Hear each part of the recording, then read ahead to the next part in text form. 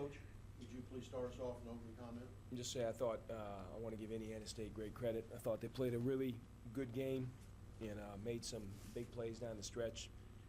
Thought they did a terrific job on Sean, Francis, and Ryan in the game, and I thought that really hurt us. And so I want to give them great credit. I thought for them to go on the road to Northern Illinois, lose in overtime, and then come back here and in a short turnaround, come in and win the game is hard to do. And I also would say I was disappointed in the way we play. You know, it's a long basketball season and this is early, but I feel like aside from their good performance, we're better than the team that we showed tonight. And I think all of us in the locker room feel a little disappointed that we left something out there that we could have done better. What did you want to do better, Coach? With 11 turnovers in the first half, and that's on the head coach and the players on the team. We turned the ball over way too much in the first half. And in the second half, I thought we got better shots. We didn't shoot much better percentage, but we kept it. Now 4 turnovers in the final 25 minutes, and we got to the free throw line some. But I thought we played the game a lot better. I thought we played much better second half than we did the first half. And I thought that was the biggest thing on the offensive end, was allowing us to free up a little bit to move the ball. And we had so many bad turnovers to start the game. And then on defense, we didn't do a near enough job of keeping them from penetrating to the rim. Not near as good as we're capable of doing, of not letting guys drive the ball down our neck, which happened way too much in the second half. Brenton Scott drove the ball quite a bit. Aside from his athleticism, what makes him difficult to guard? He's, he can score at every level. He can shoot threes well. He was 2 for 10 tonight, but he can shoot threes. You better defend him out there. He shot 190 of them last year, and he's got a mid-range game, and he can get all the way to the rim. So it's not like it's easy to just say, hey, we're going to make him a shooter. Can't really do that. I mean, we'll make him a driver. That's kind of hard to do too. You know, he can score at every level, and that makes him hard to deal with. And on a positive note, you guys had almost 4,000 people here tonight. In-state battles, they draw crowds like this. Do you like in-state battles? I love them. I think they're great games, and it was great to see our students show out. I thought of it before the game because students in Indiana are going to know that Indiana State, Ball State's a big game, and we had a great crowd from the Nest in particular. And shout out to the students for bringing good energy and coming to the game, and I hope we see a lot more of that this year because it makes a big difference in the game. Coach, you guys trailed for a big part of the second half. I think you took your first lead with 2 or 3 minutes to play. Yeah. At that point, did it feel like you were getting some momentum and you were going to be able to pull it out? Or? Yeah, it did. It's a funny game of basketball. Like, I thought there was a stretch there where Brenton Scott missed some shots that he's more than capable of making, and it kind of let us catch up. And then if you think about the shots they hit in crunch time, Brenton Scott hits that little baseline floater that was a really hard shot. And then they hit the one, I think it was Van Soyk, it hit the rim, it went over the rafter, over the scoreboard, and then bounced in. That was a key shot. I mean, they had 3 really difficult shots that went in down the stretch, but they had some earlier in the game that they missed that it tends to even out in there. I know Franco, too, he finishes 6 of 8 at the line, but those 2 free throws late, if you hit those, you're probably looking at a different result. How much did those hurt? It hurt. I mean, we shot in any game that goes to overtime. I think Taylor missed a couple in the first. We shot 69% from the foul line, which is certainly below what we want. And in a game like this, you think about it, they shot 72%, we shot 69% from the line, and it went to overtime. I mean, that's how you win or lose games. When it's a one-point game, you could point to 35 things that all decided it, and that was one of the 35. James, you leaned pretty heavily on Taylor and Franco. They had 31 shots between them. Ideally, would you like a little better distribution? Is that just the way this game unfolded? Yeah, we would, except for the only thing I'll say is that, what they were really trying to do is lock in on Sean, Ryan, and they weren't leaving our wings. So we ended up doing is running a lot of pick and rolls in the middle of the floor with those 2 guys, and it's not like when they drove they were ever running in. They weren't running in. That was the choice that they made, so it wasn't very easy for us. We could run some plays to try to get those guys free, but it really wasn't that easy for us to run plays because they were denying every catch. And I thought it was a very physical game on the perimeter, very physical, and it was hard for us to shake that. It wasn't like we could really run plays.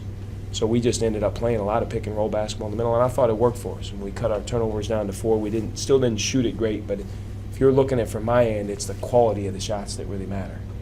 And we had much higher quality shots in the second half, minus a few possessions here and there.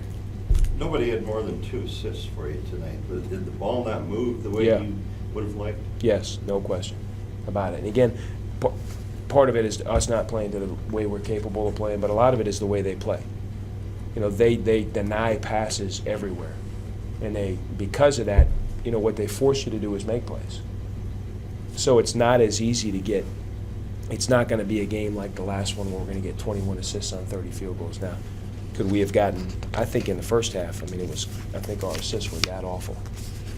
In the first half, we had 3 assists and 11 turnovers. I mean, that's terrible. That's bad basketball that I watched in the first half. Now, in the second half, we had 7 assists and 4 turnovers. That was a much better half to me. It's just, it's not going to be a game for 20 assists, you know, because of the way they were playing. Coach, obviously you have to go back and watch the film, but in watching it tonight, how would you assess your transition defense? I thought it was all right. You know, it was a little misleading because we turned the ball over so much, you know, especially in the first half. So it didn't look good. But when you turn the ball over, it's hard. You know, I thought some of our bad transition defense was a product of bad offense more than it was bad transition defense. The one where Tajay fouled the guy at the three-point line was really bad transition defense. And but I'll have to watch it on film. But I thought more that bad transition D was a product of our turning it over than it was making mistakes. Taylor, you finished 9 of 16, 2 of 4 from deep. I'm just wondering, how confident are you right now with your shots? And, you know, I guess, are you more confident than you would have been maybe playing with NKU?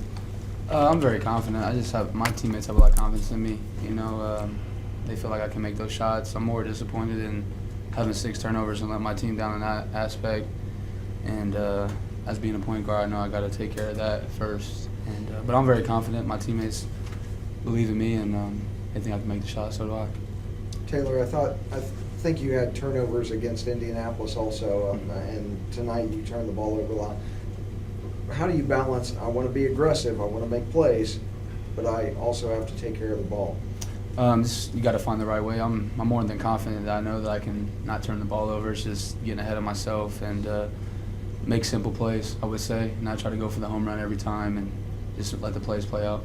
Franco, after playing 37 minutes, how are you feeling physically?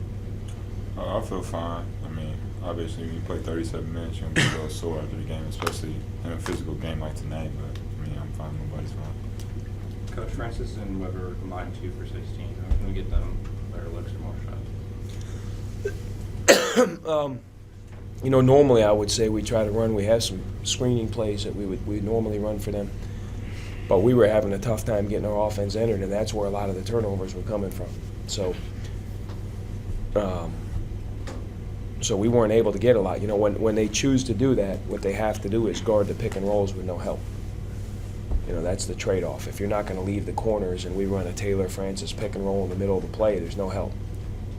You know, so it's hard to contain. That's why these guys have 26 and 21. That's part of the trade-off.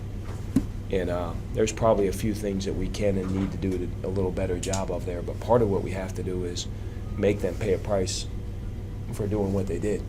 And we weren't able to do that well enough tonight. Other than making plays off the pick and roll when a team denies you like that, is there something that you guys can do better against teams that like to deny you? Yeah, we have a lot of stuff that it's early in the year that we'll be a lot better at here very soon. We have to be able to reverse the ball against teams that deny it. You know, they were the more aggressive team, they were the more physical team, and they won that battle early in the game, and we went away from it. But we have to be able to execute plays against teams that pressure. And that's just, for us, something we have to work on and get better at. Coach, where do you go this week in practice? Really, what do you work on before visiting Alabama? You know, I haven't watched any Alabama yet, but we play. This is the first of 6 games in, I think it's 13 days, if I'm right on that one. And so we'll watch the film and we'll learn from this game, and then we'll flip the page. And especially early in the year, because you see different styles every time. It's not easy to change right now the way it will be in January, February, March. So we play Alabama Friday, and then we play Monday, then we play Wednesday, and then we play Sunday, and then we play Tuesday. So it'll be one game to the next. So is there any rhyme to scheduling this month? It's the only time you're gonna be here, you've got 6 other games away. Yeah, part of it is this exempt event we were in, like this Alabama, St. Louis, and Vegas, that's all part of one event. Like when we chose to play in it, we had to play all 4 games together. All in invitation. So it's that, and then you mix in Valpo and Indiana State. That's our month of November. So 1 home and 1 away, but we have a 4-game deal that gave us some good games and also allowed us to bring in some money for the athletic department, which is part of it. Coach, 5 guys with at least 31 minutes. Is it a matter of Tajay and Mallers will eventually each week get a little more experience and their minutes will creep up? And Yeah. Franco, he's not creeping down much, but he's probably not going to play 30 games at 37 minutes. No, and he would have played 32 out of the 40 in the regulation, and that's probably the most he's ever played since I've been the coach, or right around there. But I think what you saw in St. Louis is more consistent with who we are. Kyle's a good player. Like we chose to go with those older guys tonight, but it's flip a coin. Like, he's a good player, and he's going to play a lot. And Tajay is a good player, but he's got to get, he's a freshman 2 games in. He made a couple plays today that just to me are like freshman jittery. He brought the ball up the court in transition and didn't know what the hell to do with it because he's not supposed to bring the ball up the court in transition. Those are just freshman jitters that he'll get out of quickly. Coach, you said before that you know it's early in the season, but it's also a disappointing loss. How do you kind of balance that as you're moving forward, knowing that it is a long season? I think what we talk about as a group a lot is just being honest with ourselves. Don't beat yourself up. Don't be crazy. Just be honest. Don't point fingers. Don't blame. Learn. And I just try to balance it that way. Try to be relentless in our pursuit to get better, and learn what we didn't do well, and talk about what we didn't do well, and address what we didn't do well. Don't run from it. Don't make excuses, and get better at it. We try to have that approach for the whole year. Anything else? All right, gentlemen, thank you so much for coming up. Good luck on the trip. Thanks, Thank guys. you. Thanks for your time, guys. Thank you.